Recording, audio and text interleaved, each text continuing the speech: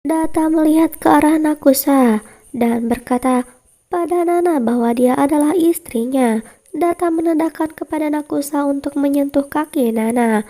Nana berkata, aku sudah banyak mendengar tentangmu. Kau adalah pelindung Data. Kau harus beristirahat dan jangan bekerja selama sebulan. Nana memberi Data sebuah buket. Data berkata, untuk apa ini? Nana membuat langkah untuk pergi.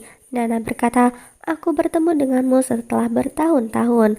Lain kali kau mungkin tidak akan menunda bertemu begitu lama. Nana tersenyum dan pergi. Keluarga mengamatinya pergi dengan kagum dan kemudian memberikan hadiah mereka kepada Data.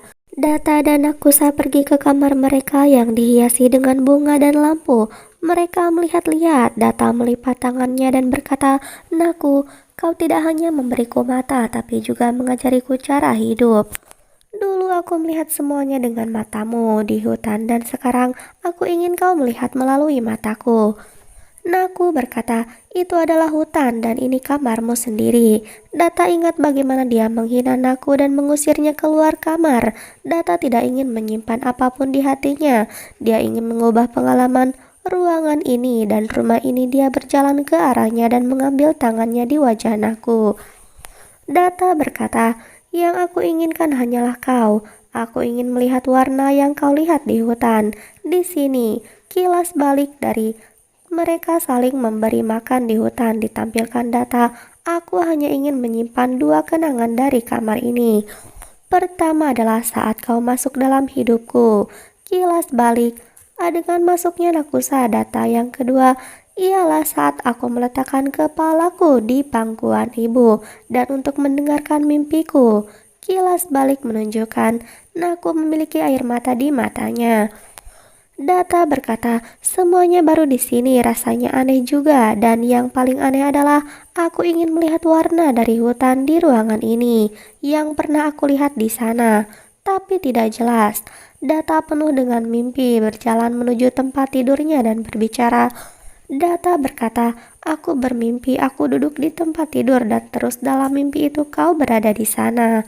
Aku di sana dan ada banyak kebahagiaan. Data melihat Naku dan Naku hanya berdiri setetes air mata mengalir dari matanya. Dia tersenyum dan menangis seolah dia tidak bisa percaya dirinya sendiri. Naku mencegah air matanya dan berjalan ke arah Data. Naku duduk dan tidur di samping Data. Naku berkata, aku akan memenuhi hidup Tuan dengan kebahagiaan. Kita akan pergi ke kuil Devi Ma besok. Tuan akan ikut denganku. Data berkata, kali ini aku tidak akan ragu saat memanjat tangga candi. Data meraih tangan Nakusa dan membelainya. Data berkata, karena sekarang aku mulai sedikit percaya kepada keberadaan doamu. Itu karena berkat dewa, aku sudah mendapatkan cintamu. Data mengangkat tangannya untuk menyentuh rambut Nakusa, tetapi ragu-ragu dan menarik tangannya sedikit kembali. Dia kemudian kembali meletakkan tangannya di rambutnya untuk membelainya dan memeluknya. Kemudian mereka berbaring di pelukan masing-masing. Saat pagi semua orang ada di meja makan kecuali Data. Naku sedang memberi sarapan pada semua orang. Baji bertanya, di mana Data? Rob mulai menggodaku. Rob bilang, aku sudah beberapa kali mengetuk pintu tapi tidak ada yang menjawab. Semua orang tertawa terbahak-bahak. Kemudian Data datang mendekati meja sarapan. Sahib menyuruhnya duduk. Nakusa memberinya sarapan dan jus. Data minum jus itu tanpa melihatnya dan Baji mengerti. Baji tersenyum. Ngaku duduk di kursi sebelah Data. Data melihat ke arah lain saat dia meminum jus jeruk tapi Naku menatapnya. Dia terus menatapnya tanpa menyentuh sarapannya sendiri dan kemudian Data juga melihat ke arahnya. Keduanya saling menatap di mana keduanya teringat saat saling menyuapi gajah ke halwa. Di hutan Baji berkata, kakak sepertinya kamu dan Naku sedang melakukan semacam perencanaan. Data yang sedang sibuk menatap Naku berbalik melihat Baji.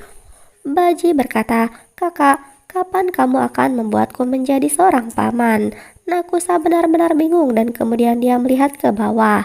Semua orang tertawa. Data menatap Baji dan berkata, satu-satunya perencanaanku sekarang adalah pergi ke kuil. Nakusa mendongak sedikit terkejut kalau dia sendiri yang berbicara tentang pergi ke kuil. Data berkata, di kuil ada banyak anak yatim piatu yang lapar. Kau bisa mencoba mengadopsi salah satu dari mereka. Baji merasa kesal dan semua orang mentertawakannya. Data berdiri. Data bilang, Nakusa, ayo kita pergi. Data dan Nakusa tiba di kuil dan terlihat seorang pria juga tepat di belakang mereka. Orang-orang menyambut Data saat Data dan Nakusa menaiki tangga kuil. Naku meletakkan tangannya untuk menyembunyikan bel, dan Data meletakkan tangannya di tangan Naku untuk menyembunyikannya. Pendeta dan semua orang terkejut melihat Data di kuil. Dia berkata kepada mereka kalau mereka tepat pada waktunya untuk arti. Arti selesai dan pendeta mencoba untuk meletakkan tilak di dahi Data. Di sisi lain seorang pria melihat Data dan kemudian melihat foto di tangannya. Nakusa merasa beberapa bahaya mendekat dan pria menuruni tangga dengan tergesa-gesa. Nakusa berlari keluar kuil dan mulai meneriakkan Data. Nakusa bertanya kepada orang-orang apakah mereka melihat Data. Naku melihat sebuah van hitam dan Data berbaring di dalamnya dengan mata terbuka lebar. Kemudian pintunya ditutup oleh seseorang yang memakai gelang dengan huruf D tergantung. Nakusa berlari di belakangnya sambil berteriak, "Tuan!" Naku berlari di belakang kendaraan dan terjatuh hingga tak sadarkan diri. Gelangnya pecah berkeping-keping dan puja kita ahlinya juga hancur. Dia mendapatkan kembali kesadaran sesaat dan mencengkram benang merah. Kembali jatuh pingsan, orang-orang berkumpul dan mereka memercikan air ke Nakusa. Tetapi tanpa sengaja, mereka menjaga air dari wajahnya Nakus hingga menghapus sindurnya.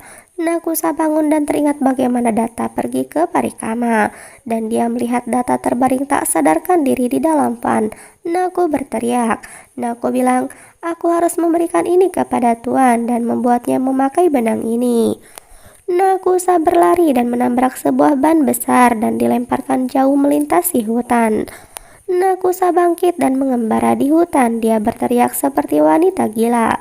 Dia memanggilnya Naku. Bilang, "Naku datang, kau meningkatkan harapan dan pergi kali ini. Aku tidak akan membiarkanmu pergi. Aku akan mengikatmu seperti Manggalsutra ini." Manggalsutra itu juga tidak nada. Nakusa menangis. Naku bilang, "Apa yang akan kukatakan kepada ibu? Dia menganggapku sebagai pelindung." Manggalsutra Naku terjebak di pohon. Saat dia berjalan dari pohon ke pohon, Naku berkata, "Tuan, kau berjanji pada ibu kalau kau akan kembali dalam 2 jam. Kau tidak bisa melanggar janji itu. Dia menganggap aku sebagai perisaimu." Bagaimana aku menjawabnya? Naku berlari melintasi hutan dan tergelincir. Naku terguling menuruni bukit dan masuk ke air.